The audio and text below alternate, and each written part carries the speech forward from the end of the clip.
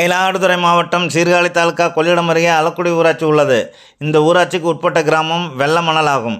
இந்த வெள்ளமணல் கிராமம் கொள்ளிடம் ஆற்றின் கடைசி படுகை நிலம் ஆகும். இங்கு வசிப்பவர்கள் கொள்ளிடம் ஆற்றில் வெள்ளப்பெருக்கு ஏற்படும் போதெல்லாம் அவர்களது குடியிருப்புகள் வெள்ள நீரால் சூழப்படுகிறது. அவர்கள் அனைவரும் அருகே உள்ள சேத்திருப்பு கிராமத்தில் அங்குள்ள நடுநிலைப்பள்ளியில் அரசு நிவாரண முகாமில் தங்க வைக்கப்படுகிறார்கள். கடந்த 2ஆம் தேதி கொள்ளிடம் ஆற்றில் ஏற்பட்ட வெள்ளப்பெருக்கால் பாதிப்புக்கு உள்ளான கிராம மக்கள் SMS நடுநிலை பள்ளி முகாமில் தங்க வைக்கப்பட்ட உணவுகளும் அடிப்படை வசதிகளும் வழங்கப்பட்டது.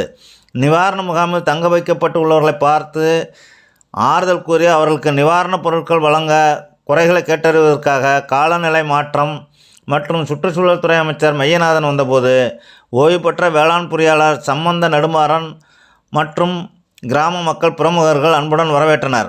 பின்னர் அமைச்சர் முகாமில் சுகாதாரத்துறையின் செயல்பாடுகளை ஆய்வு செய்து மக்களுக்கு நிவாரணப் பொருட்களை வழங்கினார்.